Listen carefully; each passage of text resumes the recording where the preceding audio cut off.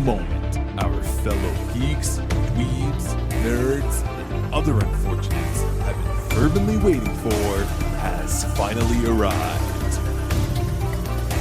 It's time for TMI, Confessionals of the Nerd Kind.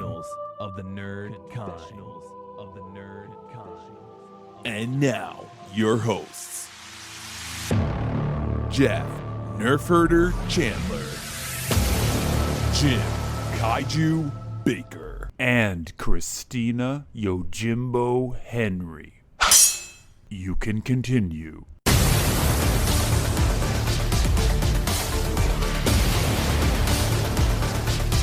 And now, let's get on with the show. Here is TMI. What's your temperature over there, Keith? Right now it's 20 degrees, so it's actually it's warm. a heat wave. Yeah, it's warmer than it has been. Although yesterday I went out to run, it was snowing when I was running. The wind was blowing. I was like literally running through little drifts of snow. Yeah. Like, what am I doing? What is wrong with me? Right. I'm trying to run 9 miles while it's snowing. Was George Clooney on his way to the next station over when you were running? Did you see him out there? I did not. No. Is he in Chicago? I don't know. Oh, No, that was a Midnight Jim's Sky. making- That was Jim's a making Midnight joke. Sky I joke. got it. Sorry. That was a Midnight Sky joke. It took me a minute. It's early. So what are we talking about today, guys? Animation Day. Animation. Oh. It's Animation Day. Are we It is. animated sufficiently? I don't know about that, but I'm on my second cup of coffee, so yeah. Apologies to those that have seen Encanto weeks and weeks ago because it's been out for quite some time. It came out in November in theaters. But yeah, we've got a dearth of new material to cover. And this gives us a nice excuse to also cover something that we've not yet done before, Howl's Moving Castle. A nice pair up. We always have nice pair. We always manage. It is good. Well, always what did we manage. say? This was a house party, so. Yeah, it is a house party. Well, speaking of house, do we want to do a little bit of news? So we'll follow that. Well, all right. So we got to start with this Bob Saget, January 9th. Bob Saget, 65. Shock for everyone. That's a bummer. Nightmare on Elm Street, the house, the official house that was filmed, just sold for $2.98 million. Unbelievable. Well, I looked it up. So this exterior house is in Spalding Square, which is a very affluent section of Hollywood. And it looks like the median range house prices anywhere from $1 million to 2.1. So it's not that far off, but it's not like this house is like super iconic. I mean, I've watched these movies, but I'm assuming this is only from the first movie where Nancy lived. Yes. And I could drive right by. It's not like it's the Brady Bunch house. It's not like it's the Home Alone or the Psycho house. But somebody must have wanted it. Listen, you got 3-bedroom, 4.5 bath, pool, and a guest house. And I just wouldn't take a bath with my eyes closed. That's all. Or sleep. Or sleep, yeah. Or use a landline either. Oh, that's true. It's been so long since I've seen that movie. Really, everything in the house is out to get you. Yeah. If you think about it. I want nothing to do with it. And just by association, you shouldn't be watching Miss Nude America or whatever it was that Johnny Depp was watching when he got taken. Even though it wasn't in the house. It wasn't in that house, but just by association. Yeah. All right. Just Don't in watch case. porn. Yeah. So nobody sucks, so you don't. I don't think it was porn. I think it bed. was more like a Cinemax kind of a. Yeah. Skinamax, which is, listen, that's what you get. Watch scrambled porn. Is that even worse? Here's this news item, which is after 2 months, Letitia Wright has finally rejoined the cast of Black Panther 2, and they are resuming filming. That's good. I mean, like Well, you said, I always get nervous when actors are injured on set. And you know what's weird is we talked about this before when they basically announced that she had been injured on set and was off, and they were filming everything else that did not pertain to her character. It was kind of like a little bit of a hidden secret as to what actually happened. Apparently, she had a shoulder fracture, a concussion, and then there were severe side effects from the concussion. So it sounds like she really got messed up. This is like Dylan O'Brien on the set of the third Maze Runner movie, where Yeah. he fell off the car that was moving and he was hospitalized for 8 months. And, you know, concussions are serious. They're not. I know. You're talking to, you know, my son played football and it was ugly stuff. But this thing is still scheduled for November 11th release. So I think they better get going. You think that's not going to hold? No, I don't think so. We Even can't if have she any- was 100% healthy, I'd be not so optimistic. Oh man. Considering how things that are already done I keep getting know. moved around. So Yeah. Well, at least they're back filming. So Yes. I'm happy with that. And so then we have this, which I just discovered today, and I find this absolutely fascinating. We're going to talk a little bit more about monetary. Mike Zeck is an illustrator for Marvel Comics. His original page of comic art revealing Spider-Man in his black suit for the very first time. This was from Secret Wars #8, going back to like 1982. Well, let's maybe. quantify that, because if I remember, the black suit actually premiered in Amazing Spider-Man, and how he got it in Secret Wars wasn't revealed for a few months later until they hit Secret Wars #8. So I think you the know black your Spider-Man costume. history. That's exactly it. There are 2 books that came out almost simultaneously with him in the black costume, but it was Secret Wars #8 that revealed how he got it. Yeah. how he actually acquired it. Anyways, this piece of art, so this whoever the collector was figured that this was worth it $3.36 million for a single page of comic book art. And I'm like, wow, Elijah Price would be very proud. that's amazing. I mean, that was one of the things when Jim Shooter, there's a great special on Netflix called Chris Claremont's X-Men. And they talk about, you know, in the late 70s, early 80s, when the X-Men really kind of became Marvel's premier comic. And Jim Shooter was the editor at the time.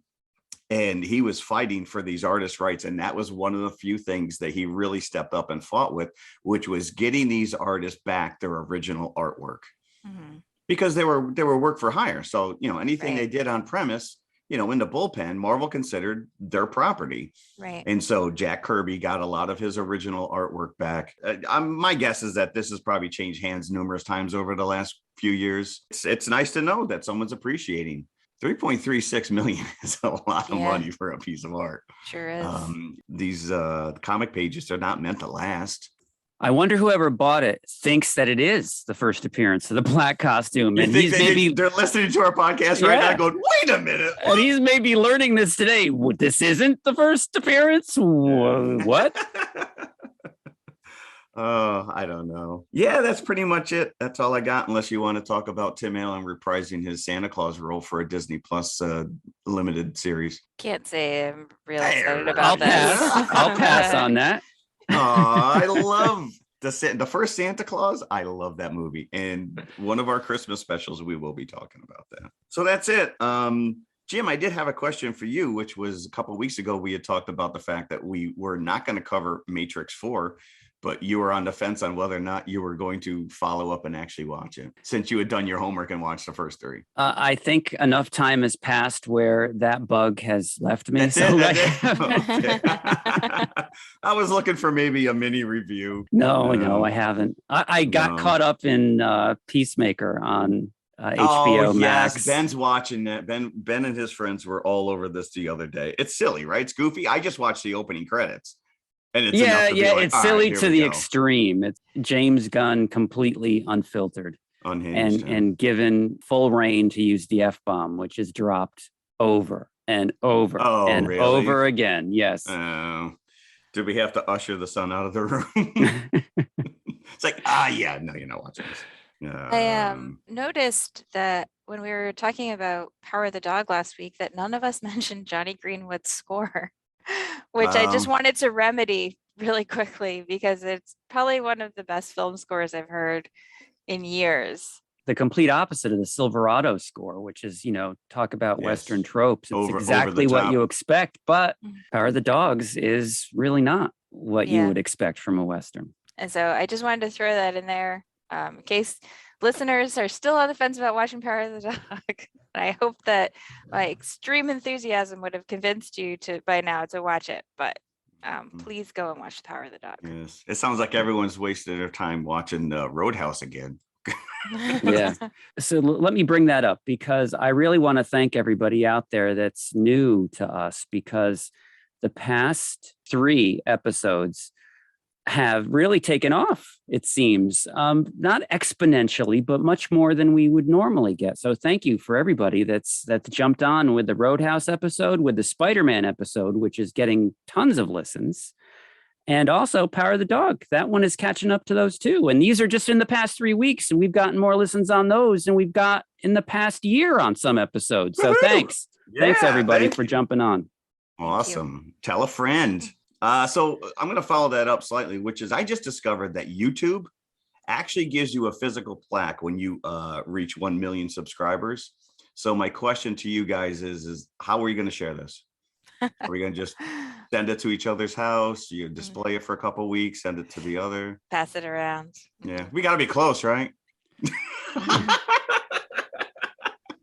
I think we have a long way to go on YouTube.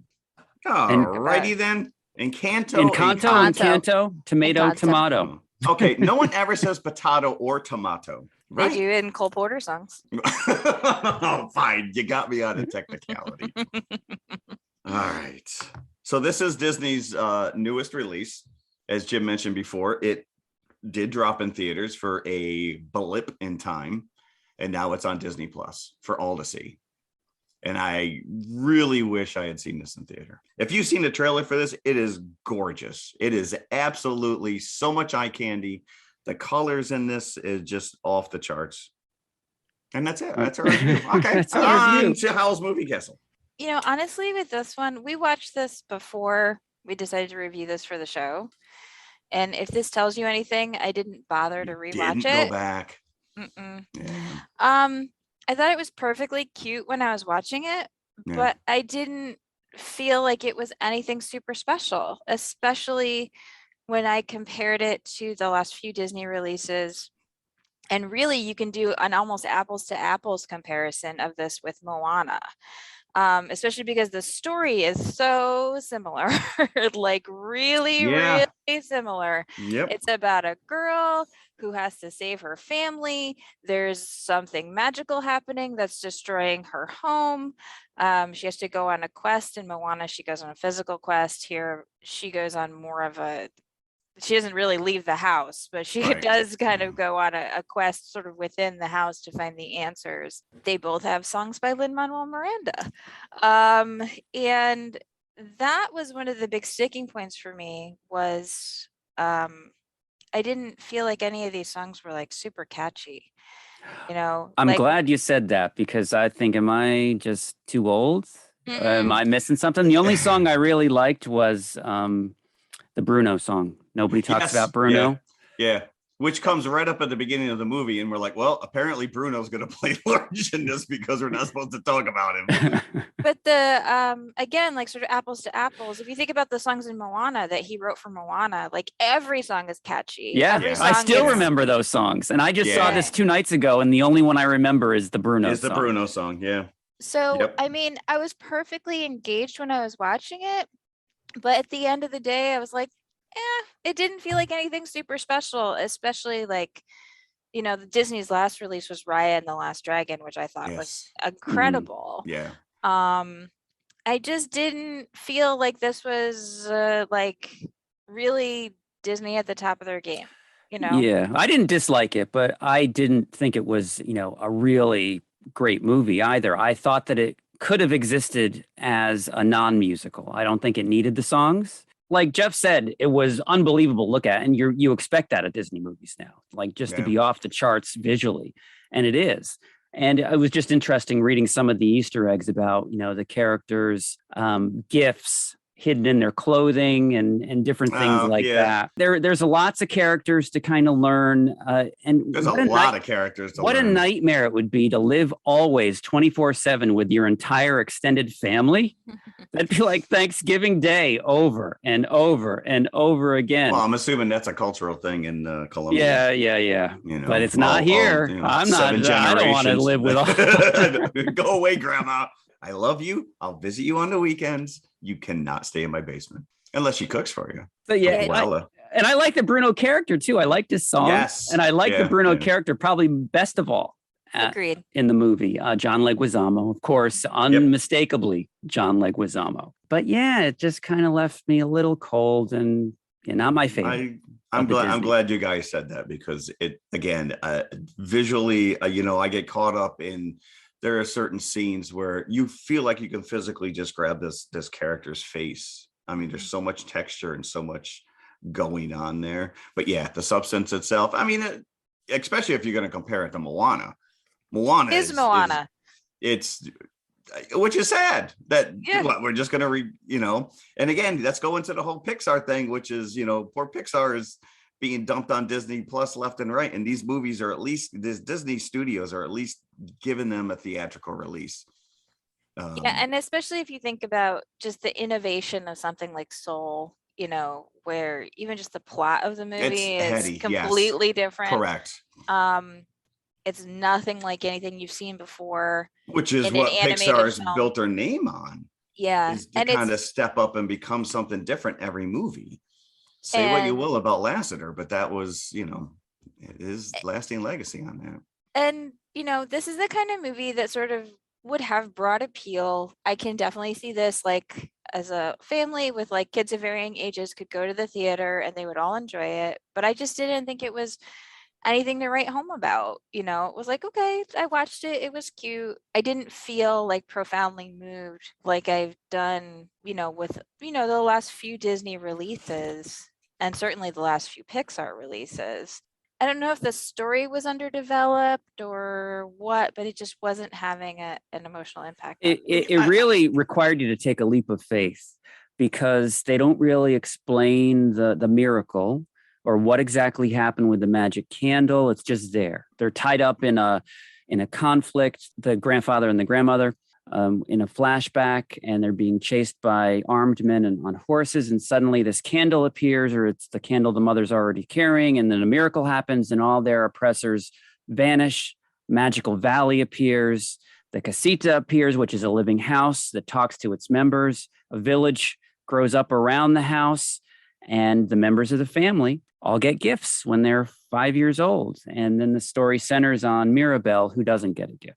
So, it's a classic outsider story.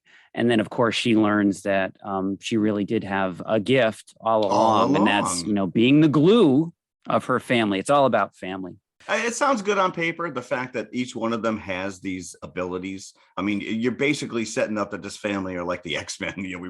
We just mentioned them before. They all have superpowers. The one, she can control plants, one can heal people, one has weather abilities, one has super strength.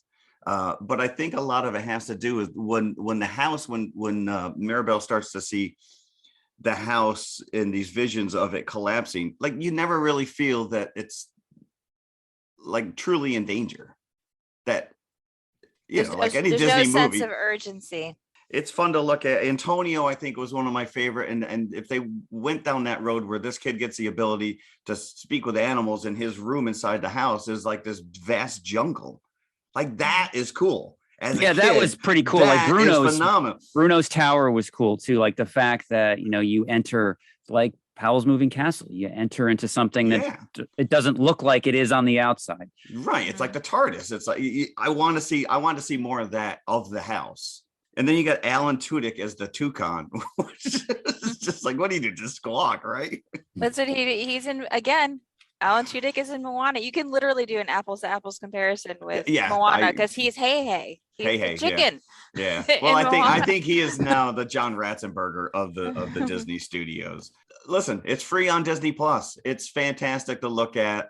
I think that kids will, because it's beat for beat Moana, kids will get into it. Mirabelle is definitely a character you can relate to. She's an outsider in her own family. She's not an ugly duckling, because she's adorable. Mm-hmm. But, even like the little town kids are like, well, what's your power? What'd you get?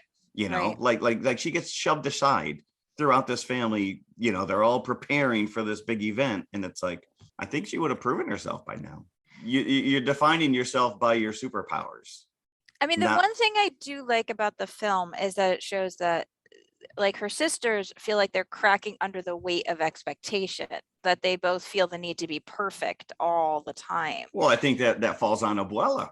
It does. And Yeah. that's the thing, that her pressure to, to maintain the magic, Right. she thinks, right, Any comes cost, from yeah. their abilities, and how they use those abilities to help other people. And they must do that all the time. There is a nice message there about, again, sort of about family and what family can do to you, both positive and negative. In the end, it was a little diversion, and I'm not in any hurry to watch it again.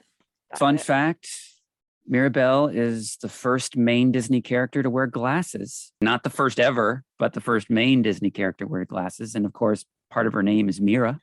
Mhm. Oh, I see what you did there, Disney. Yeah. Clever. Now, what I was confused with is that Mirabelle at one point finds the shards of Bruno's vision. Do all of his visions, are they all Appear? physical? Yeah. Are they all like little pictures? Or was that the exception? I didn't really get that. There'd be a lot of broken glass around, right? Again, like something that's just not sort of clearly Defined, expressed or explained, it's like just just sort of out there.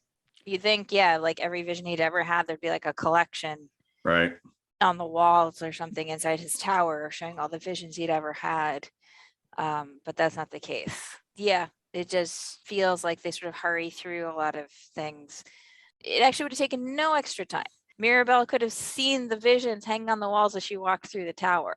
It wouldn't have added any time. You could just another detail you could have put in there, but it's not there. Although it did strike me, and I think I'm almost positive this is they did this on purpose, that the first words spoken are "open your eyes," "Abre los ojos," which is the movie "Abre los ojos," which was remade as Vanilla Sky. I'm like, did they do that on purpose? Because the opening is almost exactly the same, like the way that you hear it.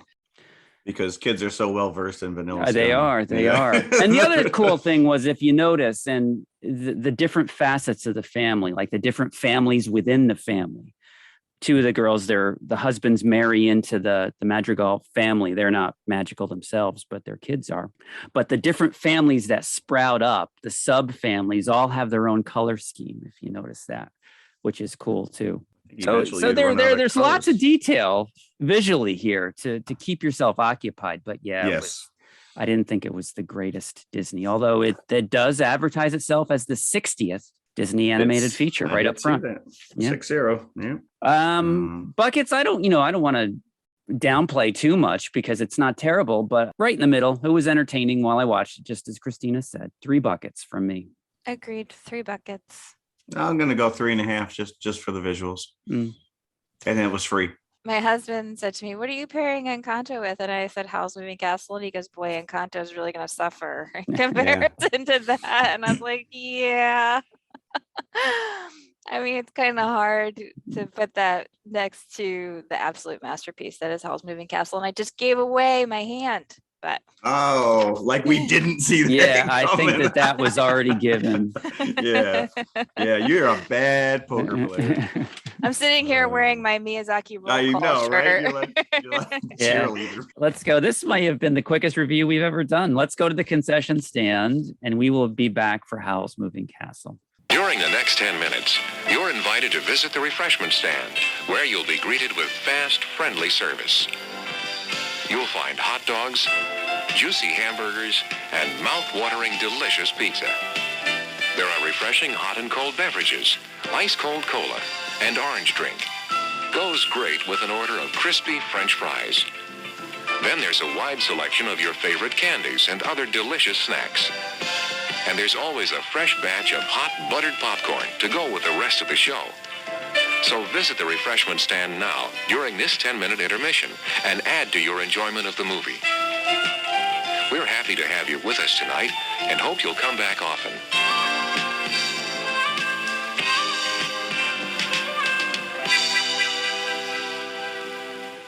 All right, we're back. And Christina, I know that you're so excited. Do you want to take this one? Yeah. So Howl's Moving Castle, this is my absolute favorite Miyazaki film. And so many things I love about this movie. It is based on a book by Diana Wynne Jones, but it's quite different from the book. If you've ever read the book and you love the book, um, just know that, you know, the movie is equally good, but in a different way. It's not the book exactly. My Blu-ray has an extended interview with her.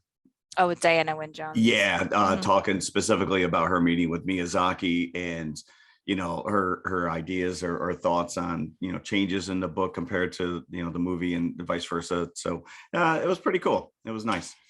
You know, and I think that one of the things that, so this film is about a girl named Sophie who is a milliner, and she feels sort of very plain and sort of hidden in her own life, and she doesn't really speak up for herself.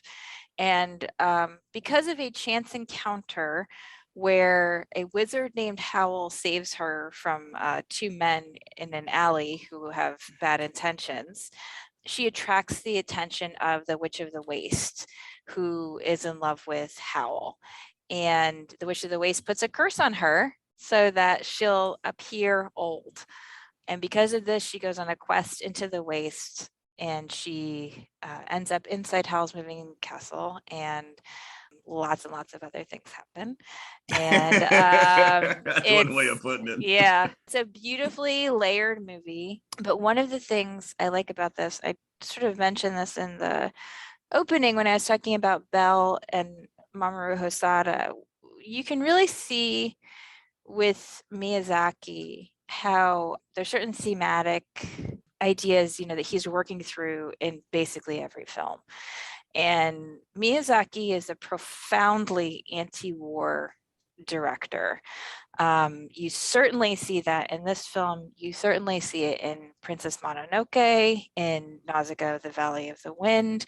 You see it in Porco Rosso, even, which is to some extent like one of the lightest of his films, but there's still this very strong anti-war sentiment running through the film, because the main character Marco has basically survivor's guilt because he's the only member of his troop who survived. You really see that in this film again, as with My Neighbor Totoro, as with, again, Princess Mononoke, Nausicaa.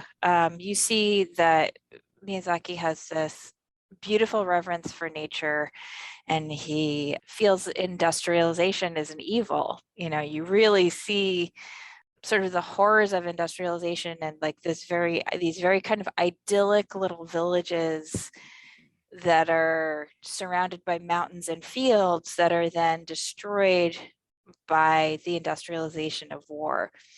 And like all Miyazaki films, there's a theme of flight. He loves flying. You just see this over and over. It's so interesting when you look at a director's body of work, and you can kind of see like the sort of the same themes that keep coming back in different iterations in their films. Christina, this is funny because mentioning the aircraft.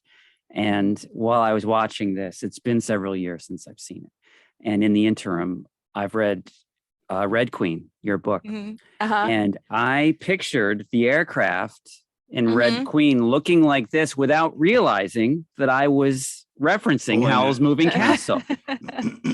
And I might have had that in mind. Well, they are awesome. Those are well-designed airships. But really the big theme of this movie, which is just something that I love, is this idea that Sophie becomes more herself when she's old. Because as a young woman, she feels this pressure to be beautiful, to be like her sister Letty. Her mother is also sort of traditionally beautiful, and she obviously feels like the ugly duckling, and she doesn't feel like she belongs, and she doesn't feel like she can speak out and ask for things that she wants because of the societal expectation that she should be pretty, and she doesn't feel like she is. But as an old woman, she feels the freedom to ask for whatever she wants and to speak up and to be who she really is on the inside.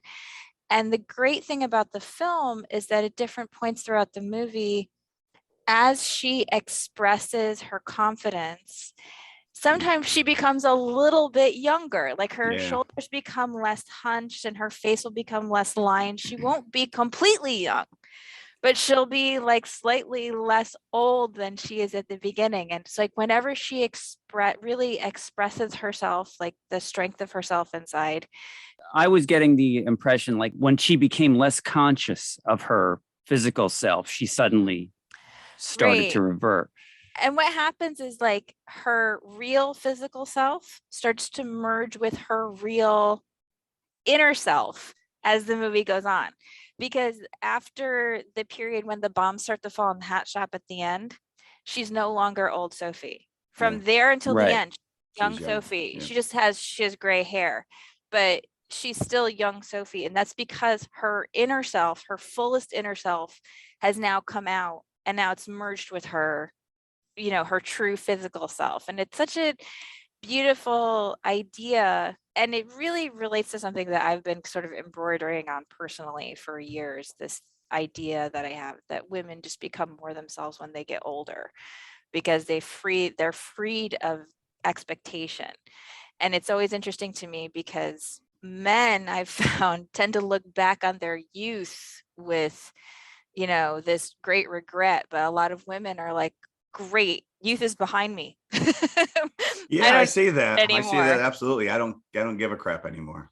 I'm just gonna let it fly. There is a kind of freedom in feeling like, okay, I no longer am required to meet some physical societal expectation, you know. And I think most women, when they reach middle age, tend to feel like their best years are in front of them, and I find so many men tend to feel like their best years are behind them.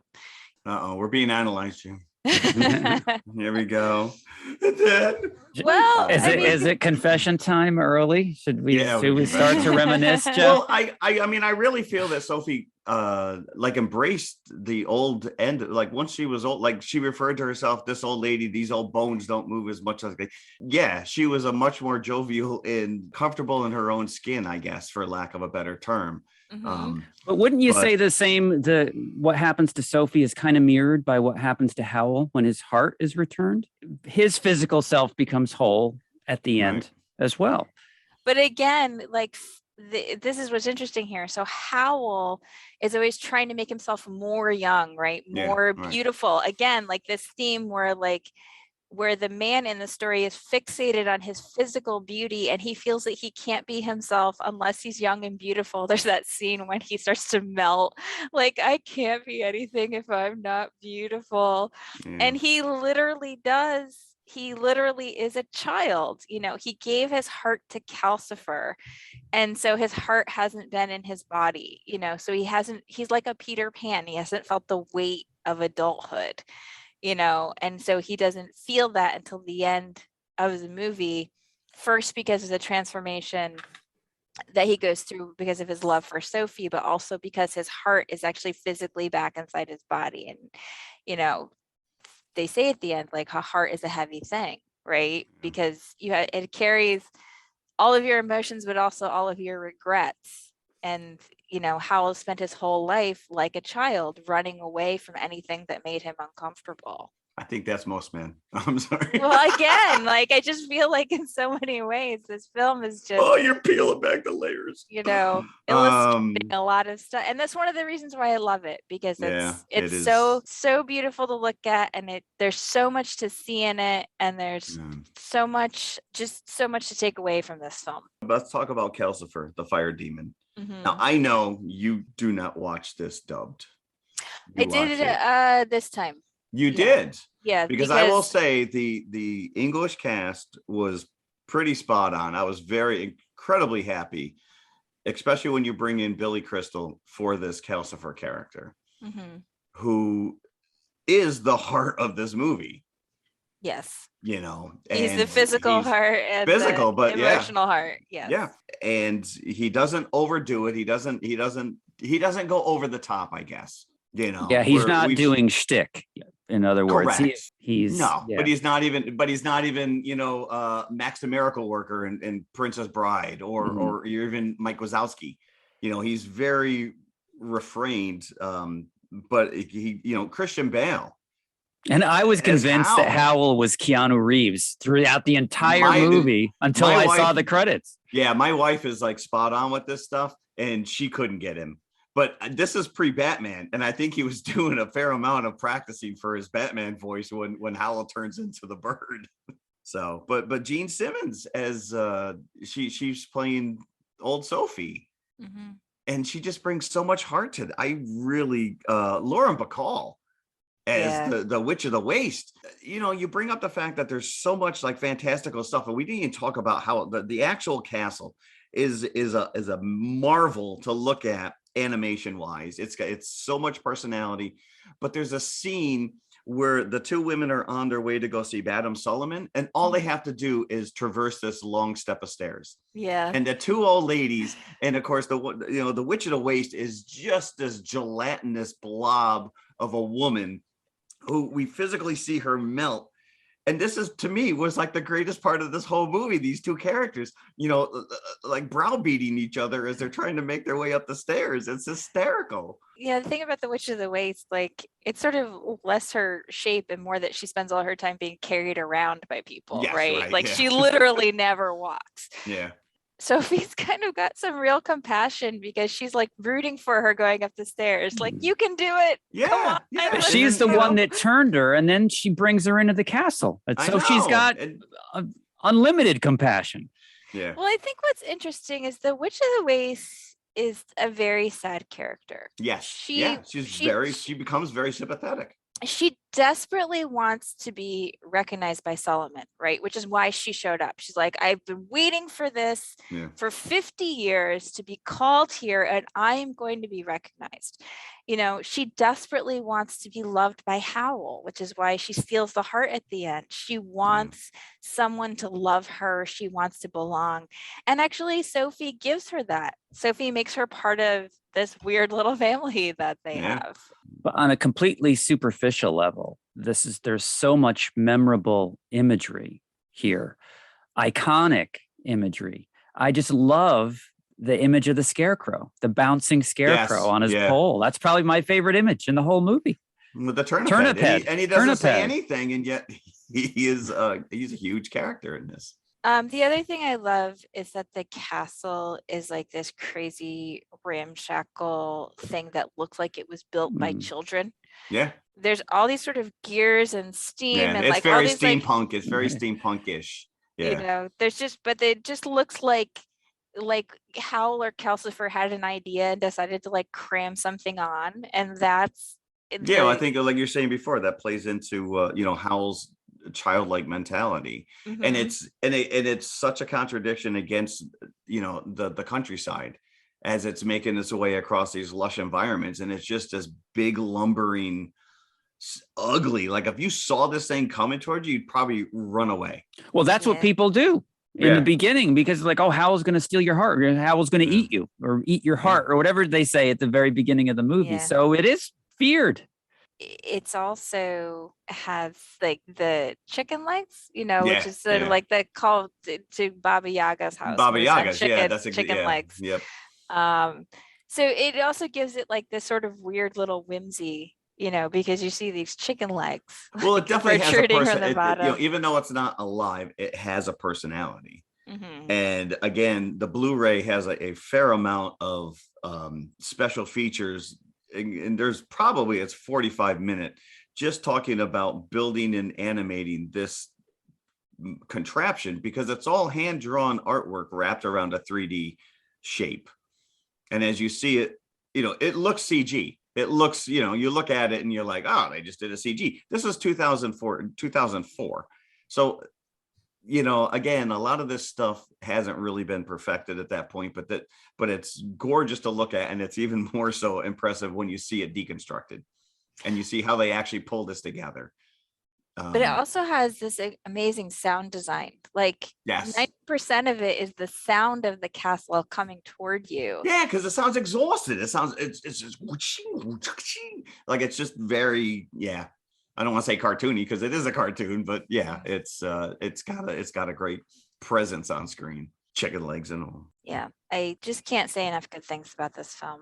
It seems like this has been with us for much longer than it has. It feels like something that came out around the same time as Nausicaa and some of those other Akira. I want to put all those movies in kind of the same little category box of when I saw them exposed to all those, but no, this was later. And I think one of the things that I find really interesting is that, Solomon it's pretty clear at the end that Solomon has basically started this whole war in order to lure Howl to her, which is, just insane. Pretty elaborate. And she's like, oh, Howl's fallen in love. The game is over. It like, and then that's, she's like, okay, let's stop this stupid war. And you're like, what? Maybe if you would just send him a little note, a card. Well, he's got digging, thinking of hanging out with he's got to keep his oath to the Royal Sorcery Academy.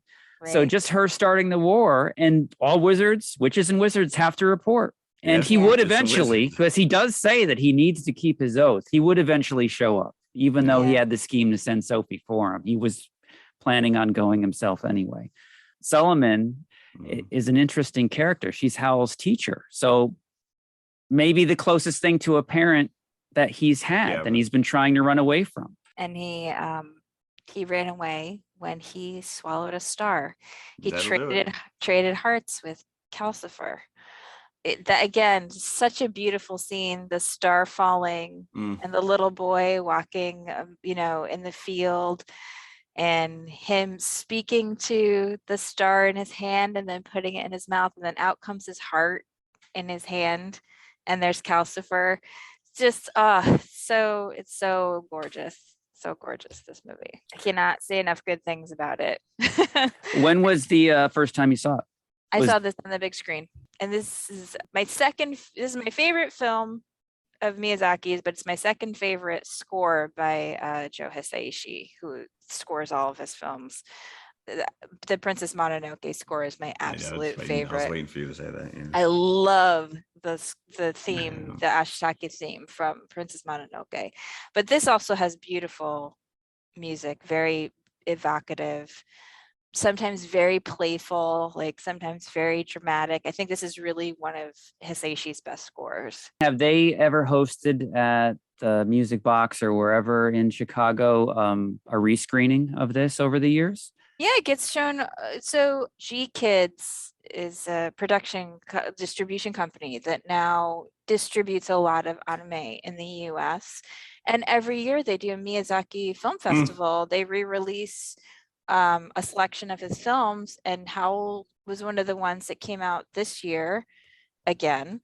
I originally saw this at the Landmark Theater in Chicago, which is a theater where they do a lot of anime. That's where I saw Belle last Friday.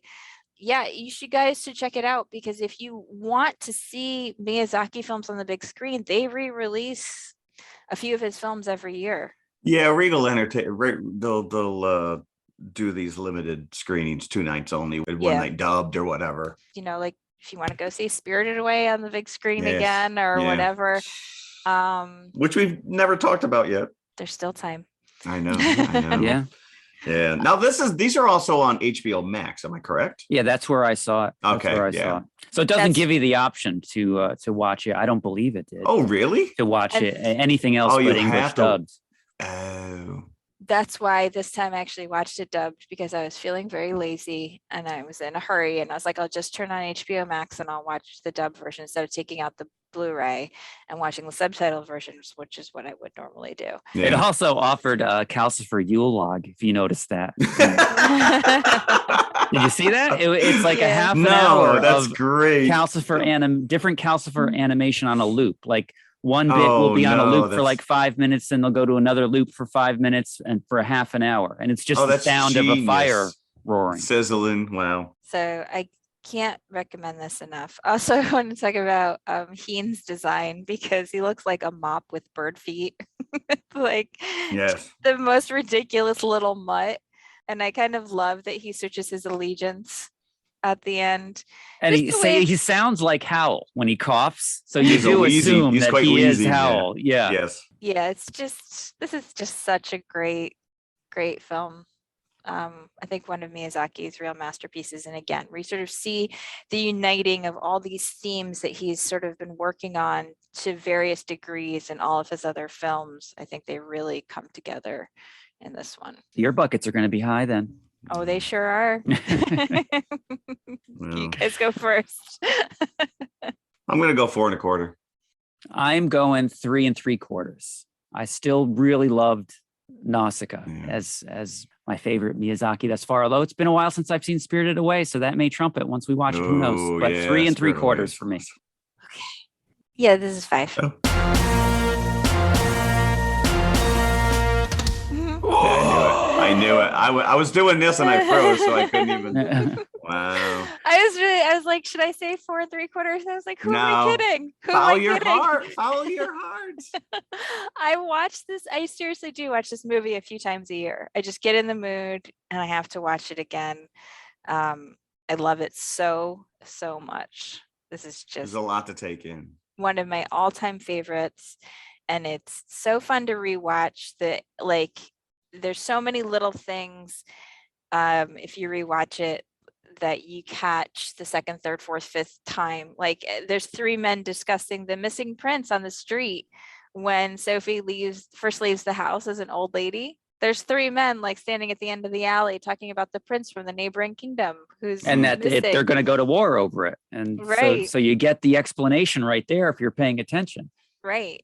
But there's so many things to see and to feel in this movie, and I love it. So please Very nice. please 5 go buckets. please go Yeah. watch this if you haven't 5 seen buckets. There you go. it. Hmm. Right, so what are we covering next week? What are we covering next week? Oh, we're going back to the theater. We're gonna see the new Scream, and I am just Gonna don't scream. know if I'm excited or if I'm nervous because this is the first one without Wes Craven. Yeah. But not only is this the first Scream without Wes Craven, but Scream 4 was actually his last film. It was the Wow. last film he ever made. You see, I just picked up Scream 4 from the library and I haven't watched it yet. But Do I need to watch 2, 3, and 4? I mean, you watched 4, right? Didn't you sit down and say you watched it? Oh, yes, I did. Yeah. But do I? Oh, yeah, you're right. Yeah. No, never mind. well, I didn't watch it Yes, yet, you're so right. don't tell me. But you didn't watch 2 or 3, right? No, I did not. So some of those characters, I didn't know who they were. I'm nervous. I want it to be great. My son is like, you're putting a lot of expectation on this movie. Yeah, that's a scary thing. Yeah, you're like, Well, the thing is this is my favorite horror franchise. I do have a lot of feelings about, the idea of a new one. And also, I just want to put this out into the universe that I'm very scared for Dewey. I am scared for him. I'm expecting the entire original cast to be killed off in the first 5 minutes. Because I feel like Dewey has had so many close calls throughout the series. After Yeah, the first let him- movie, he's not the same physically. Yeah. Listen, you Yeah. got Courtney Cox falling on you, and eventually you're going to be hindered. But I think, I'm just scared because I feel like he's had so many close calls and he's such a fan favorite character. People love him, and there's no Yes. better way to hurt Yep. a Yep. horror fan than to take away their favorite character. Oh, hey, they did it. Well, I'm not going to say anything. Jeff hasn't seen Scream 2. Yeah, I'm I know. going So to. they I'm already gonna. did I'm it. gonna. You know what, I'm gonna- Jeff, at least watch Scream 2. At least Okay, watch okay. 2. And then, because you've watched 1, you've watched 4. 3, Yeah, yeah. 3 has its merits, but it's not the best of the series. But at least watch 2, which I feel like is a very good sequel to the, to Okay, I follow it. Yeah, I I like- somewhere along the line, I probably have seen it, but I'll need to rewatch it. I'm gonna throw out right now that Drew Barrymore does it. She's a killer. Her twin sister. Her Right? twin. Oh, there you go. A total Wasn't soap all- opera turn. Anyway, I hope I'm wrong. I hope Dewey survives. But I'm very nervous going into Yikes. this. But along Well, I with guess- Scream, we are covering another new movie. We're taking a chance on this one, Sight Unseen. That's not the name of the movie, Sight Unseen. Sight It's- Unseen. It's actually, that would be a great That title. would be a good movie. I'm sure there Um, is a movie out there. yeah. titled that. Black Friday, starring the one and only Bruce Campbell. Black Friday being named after the biggest shopping day of the year. Friday after Thanksgiving. I wonder if sales? it's S-Mart that this takes place in. That Top would be smart. genius. It That would be. smart. Guess So we'll have to find out. I have high expectations for this, and I'm a little bit nervous watching Black Friday. I don't want to say bad things about Black Friday. I know nobody would. Uh, I mean, Bruce has been in a few stinkers, so Yeah. it is You hard think? sometimes. You think? Well, But I've seen the poster, the promotional poster. He's got a pretty questionable mustache going on. So But I do always love to see Bruce Campbell. So I have a lot of hopes for the quality of the films coming out this week. all right. Well, I All guess right. we'll have to stay tuned to find out. Yes. Again, thanks for listening, everybody. Yes, And keep those listens coming. yeah. Tell your yeah. friends. Tell your friends. And leave us a review. 5-star. It really does help us because it'll pull us up in the ranks. And then more people can find us. And Yeah. then more people can listen and then they can give us reviews. All right. Until next week. Thank you. Bye. Bye.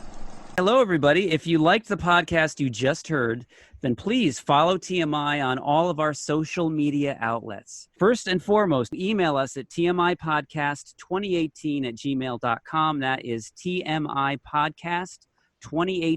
tmipodcast2018@gmail.com. And you can follow us on Twitter at TMI_podcast2018. Stop over, say hi, give us a compliment. We'd love to hear from you. Awesome.